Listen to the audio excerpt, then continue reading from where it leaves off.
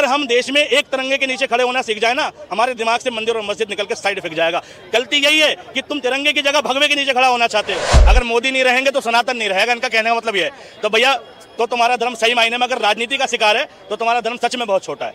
अगर तुम्हारा धर्म मोदी जी का मोहताज है, एक तुम्हारी धार्मिकता मोदी जी की मोहताज है, तुम्हारा धार्मिक होना योगी जी का मोहताज होना, तो शक है मुझे तुम्हारी धार्मिक होने पर, शक है मुझे तुम्हारी भगवान के प्रति आस्था होने पर। जैसे मोहम्मद पैगंबर के बारे में चलता है कि मोहम्मद पैगंबर ने 9 साल की लड़की से विवाह कर लिया, आयशा से, ठीक। और उसी तरीके से चलता है भगवान राम के बारे में। अगर तुम एक पक्ष पढ़ो, भगवान राम ने 15 साल की आयु में 6 वर्ष की सीता से शादी की थी, पढ़ा नहीं होगा आपने। लेकिन भगवान, अब देखो, भगवान ने 6 वर्ष से करी, एक पैगंबर ने 9 वर्ष से करी। ना पैगंबर के वक्त तुम मौजूद थे, ना राम के वक्त हम मौजूद थे। भगवान की लीला भगवान जाने। हम आज कई 100 साल बाद इस बात पर बहस करें कि उनने शादी करके गलत किया, तो हमसे बड़ा मूर्ख कौन है और हम झगड़ रहे हैं उसको लेके। महात्मा गांधी भी विलन है किसी किसी के लिए, लेकिन किसके लिए? जो आरएसएस का और नाथूराम गोडसे का समर्थक है। अगर नाथूराम गोडसे के समर्थक ने किताब लिखी है ना, तो उसके लिए महात्मा गांधी बहुत बड़े विलन है। अमेरिका पूछता है महात्मा गांधी को, ब्रिटेन पूछता है महात्मा गांधी को, रशिया पूछता है महात्मा गांधी को। भारत के, दुनिया के बड़े बड़े देश महात्मा गांधी का पूजन कर रहे हैं, और हमारे देश के आरएसएसवादी लोग जो महात्मा गांधी का विरोध में लिखते हैं। तो दोस्तों, शुरू की क्लिप देखकर आप लोग समझ ही गए होंगे कि वीडियो कैसा होने वाला है। और वीडियो में आप देखेंगे इस भाई ने इस अंधभक्त चचा की सारी हेकड़ी निकाल दी, और साथ ही साथ ये भी बता दिया कि देश में क्या चल रहा है और हमको पुरानी बातें छोड़कर आज की बात करना चाहिए। पिछले दौर में क्या हुआ उसको भूल जाना चाहिए, और साथ ही साथ हमको प्रेम और सद्भाव के साथ रहना चाहिए। तो वीडियो का लास्ट क्लिप आप देखना ना भूलें, क्योंकि लास्ट क्लिप में बहुत ज़्यादा मज़ा आने वाला है। तो चलिए वीडियो को करते हैं शुरू और देखते हैं। राजा जी अपनी शक्तियों का पूरा इस्तेमाल कर रहे हो। इन्होंने कहे हैं कि महाभारत में हिंदू मुसलमान से लड़ाई नहीं हुआ, सही कहे इन्होंने, सही कहे। लेकिन वो मोहम्मद गोरी कौन था, औरंगजेब कौन था? जो सुनो जो आकर के हमारे 500 हजारों साल पहले आकर के हमारे देश पर शासन किया, और शासन करने के बाद हमारे जो धरोहर थे हिंदुओं की मंदिरें थी, सबको नष्ट कर दिया और उस पर मस्जिद की स्थापना करी। भाई ऐसी बात नहीं है। कहना तो आसान है, लेक्चर देना तो आसान है, लेकिन उस पर सोचना और बात करना बड़ा कठिन है। आज अगर मोदी जी आए हैं, अब मोदी जी के शासनकाल में राम मंदिर बनी या कोई और मंदिर बनेगा, तो आपको परेशानी किस बात की है? और रही बात, सुनो ने बहुत परेशानी किस बात? आपने कब कॉमनलवाद की राजनीति मोदी जी ने 10 साल में क्या किया है बताओ? अभी एक मुस्लिम था, मध्य प्रदेश का था, उसने कहा बहुत बढ़िया सरकार चली है, मोदी जी फिर जीत कर कहेंगे। क्यों? उसका विचार देश के प्रति सकारात्मक है, उसको अपनी कौम के नहीं देश के प्रति सकारात्मक। ऐसी सकारात्मक सोच वाला मुस्लिम अगर देश में हो जाए तो गंगा जमुना बह जाएगी। लेकिन उसको बहकाने वाले ऐसे लोग हैं जो मोदी जी पर आरोप तो लगा तो देते हैं, कॉमनल बार करते हैं, ये करते। वाह, आप मोदी जी की तारीफ करना शुरू कर दोगे, कह देगा कल से पत्थर मारो कमरियों पे, कह देगा नमाज पढ़ो रोड पे, और जो युवा को पत्थर देगा मारने के लिए, तब तो आप खुश हो जाएंगे। उनकी कोई तारीफ नहीं करता था, तारीफ कर रहा हूं, पहले कोई बुराई भी नहीं करता था। सुनो, तुम ये कह रहे हो मोहम्मद गोरी औरंगजेब मंदिर बन रहा, तो क्या दिक्कत है? गजब बेइज्जती है। चलो बता देता हूँ। भारत में है 2 मिलियन से ज़्यादा मंदिर, 20 लाख से ज़्यादा मंदिर हैं, 3 लाख से ज़्यादा मस्जिदें हैं भारत में, जो कि पूरी दुनिया में नहीं है कहीं भी। दोनों का डेटा पूरी दुनिया में, जितने इस्लामिक देश है उसमें इतनी मस्जिद नहीं है, और जितने हिंदू देश तो 2-4 ही हैं उनमें इतने मंदिर नहीं है। 20 लाख, चलो मस्जिदों में तो कोई चंदा पंदा का जो डेटा है वो ना के बराबर है और आता भी नहीं, लेकिन मंदिरों का डेटा ना। अभी 16,000 मदरसों को यूपी में बंद करने की चल रही है, वो 13,000, और वो फंडिंग कहाँ से विदेशों से हो रही है? भाई क्या बोल रहे हो तुम? कहाँ से बोल रहे हो तुम? सुनो कहाँ बोल रहे हो तुम? कुछ सोच समझ के बोलो, सोच समझ के बोलो। मस्जिदों में फंडिंग आती है, विदेशी फंडिंग आती है, ठीक है, सरकार उस पर मुकदमा करे, कार्रवाई करे, ध्वस्त कर दे। और कुछ? भाई सरकार सो रही है, विदेशों से फंड आ रहा है तो बाहर से NFI आ रहा है, net factor income from abroad बोलते हैं। अगर विदेश से कोई इनकम आ रही है और वो सरकार की निगरानी में नहीं है, उस पर टैक्स नहीं जा रहा, तो भी सरकार का फेलियर है, एक बात। दूसरी बात, मंदिरों से 20 लाख मंदिर हैं देश में, ये मैं अप्रोक्स बता रहा हूँ, ज़्यादा ही है इससे। 100 मंदिर ऐसे हैं भारत में जिसका बजट भारत सरकार से भी दोगुना है। भारत सरकार पूरे देश को चलाने के लिए जितना पैसा लगाती है उसका दुगना बजट देश के 100 मंदिर, यानी हर एक मंदिर पे इतना चंदा आ जाता है, इतनी चढ़ाई आ जाती है। देश में हिंदुओं की संख्या है 97 करोड़। अरे कहना क्या चाहते हो? फीसदी में आते हैं 80%, और 80% में गरीब हिंदुओं की संख्या है 55%। उन हिंदुओं के लिए उस मंदिर ने, उन हिंदुओं के लिए सनातन ही सत्य है ना। देश में सनातन की जय है, देश हिंदू राष्ट्र की ओर है। मैं बताऊं, उन लाखों रुपए के चंदे का गरीब हिंदू को क्या फ़ायदा मिलता है। और मैं कह रहा हूं, अगर वो मंदिर चाहे मात्र 3 महीने के अंदर देश के हर एक गरीब से गरीब हिंदू को करोड़पति बना सकते हैं, चाहें तो।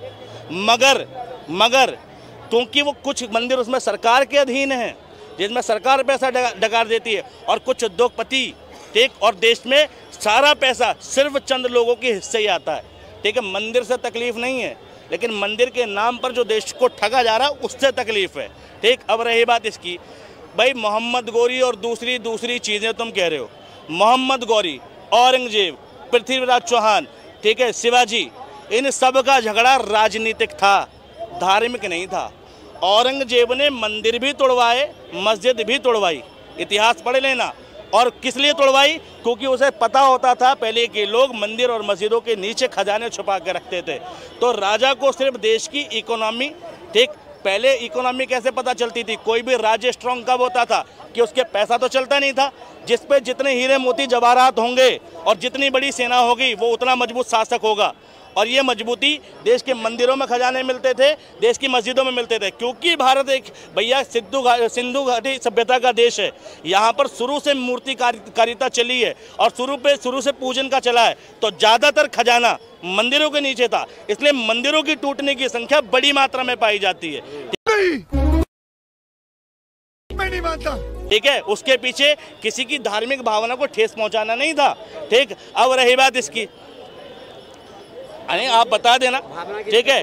अब औरंगजेब एक राजा के तौर पर सोचता था, अगर औरंगजेब वास्तव में धर्म का विरोधक होता तो उस समय का वो क्रूर शासक था, ऐसा शासक था कि वो चाहता तो क्या नहीं करा सकता। एक झूठी अफवाह चलती कि 90 लाख हिंदुओं को जनेऊ जलाता था, ठीक है, 10 लाख हिंदुओं का, ठीक है, तब जाके वो शाम का खाना खाता था, ठीक है। जो भी है, उस टाइम पर टोटल पॉपुलेशन भारत की जो थी वो भैया 15 करोड़ थी, ठीक। और 15 करोड़ में औरंगजेब का जो शासन रहा है, ठीक है, 48-49 साल शासन रहा, ठीक। उतने साल में हिंदू बसता क्या? भाई फैक्ट पे आओ ना। भाई तुम जो किताबें पढ़ रहे हो वो कौन है? वो किताबें लिखने वाले आरएसएस विचारक लोग। वो कौन है? वो हिंदू धर्म के अनुयायी लोग। वो कौन है? जो दूसरे धर्म से नफरत रखते हैं। एक बार किसी सेक्युलर की किताब पढ़ना, एक बार देश के ओरिजिनल इतिहासकार की किताब पढ़ना, दिमाग से धर्म निकल के यूं भागेगा, ठीक है। उसकी किताब पढ़ो ही मत जो पहले से वाइज है, किताब उसकी पढ़ो जो इधर का है ना उधर का है, जिसने न्यूट्रल लिखा है। महात्मा गांधी भी विलन है किसी के लिए, लेकिन किसके लिए? जो आरएसएस का और नाथूराम गोडसे का समर्थक है। अगर नाथूराम गोडसे के समर्थक ने किताब लिखी है ना, तो उसके लिए महात्मा गांधी बहुत बड़े विलन है। जबकि पूरी दुनिया जानती है, अमेरिका पूछता है महात्मा गांधी को, ब्रिटेन पूछता है महात्मा गांधी को, रशिया पूछता है महात्मा गांधी को। ये चुप है। भारत के, दुनिया के बड़े बड़े देश महात्मा गांधी का पूजन कर रहे हैं, और हमारे देश के आरएसएसवादी लोग जो महात्मा गांधी का विरोध में लिखते हैं। अब उनकी किताब पढ़ के कहो कि महात्मा गांधी ने देश का बंटवारा कर दिया, महात्मा गांधी ने नेहरू को जबरदस्ती बना दिया, महात्मा गांधी ने ये कर दिया वो कर दिया। ठीक वैसे ही गलत बात है जैसे मोहम्मद पैगंबर के बारे में चलता है कि मोहम्मद पैगंबर ने 9 साल की लड़की से विवाह कर लिया, आयशा से, ठीक। और उसी तरीके से चलता है भगवान राम के बारे में। अगर तुम एक पक्ष पढ़ो, भगवान राम ने 15 साल की आयु में 6 वर्ष की सीता से शादी की थी।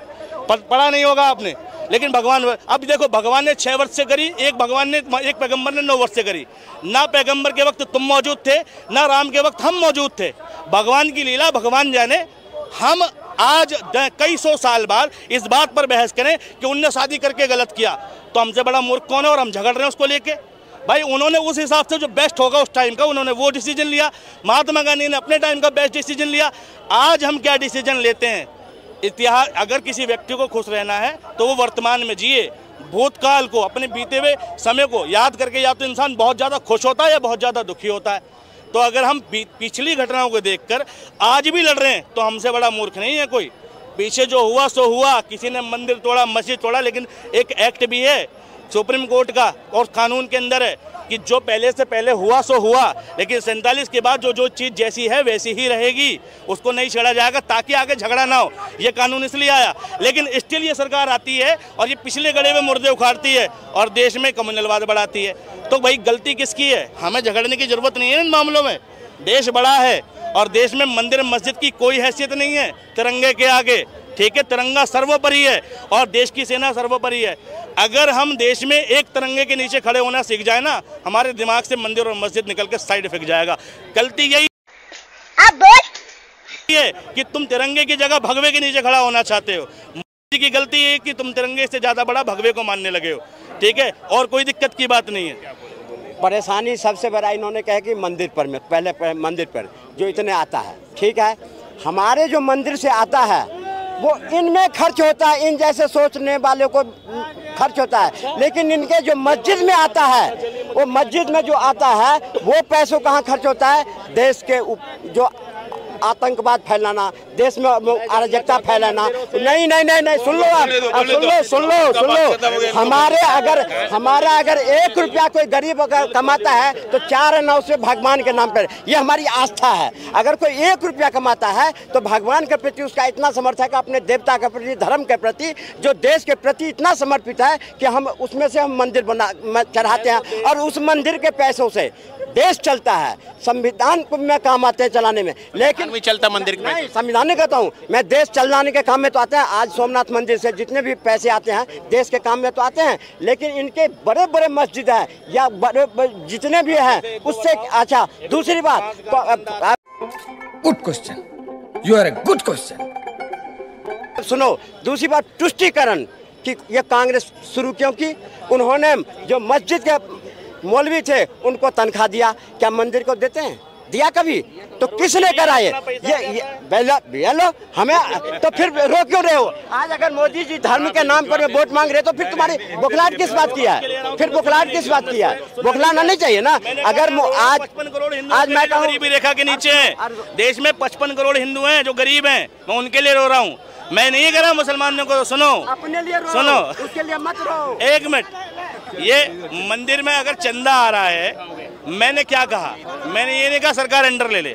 मैं मंदिर चाहे तो जो 55 करोड़ गरीब हिंदू हैं जो रोजमर्रा की जिंदगी को परेशान है, उनको 1 महीने से 3 महीने के अंदर अमीर बना सकते हैं, करोड़पति बना सकते हैं। लेकिन आज तक कोई चैरिटी देखी क्या तुमने? धर्म रहेगा, सनातन रहेगा तो सब कुछ हो जाएगा, गरीबी से अमीर हो जाएंगे। लेकिन जब धर्म नहीं रहेगा, हम नहीं रहेंगे तो अचार डालेंगे उस चीज को। इसमें धर्म जरूरी है भाई। इनका धर्म जो है नेताओं का है, नेताओं के पीछे चलता है। अगर मोदी नहीं रहेंगे तो सनातन नहीं रहेगा, इनका कहने का मतलब ये है।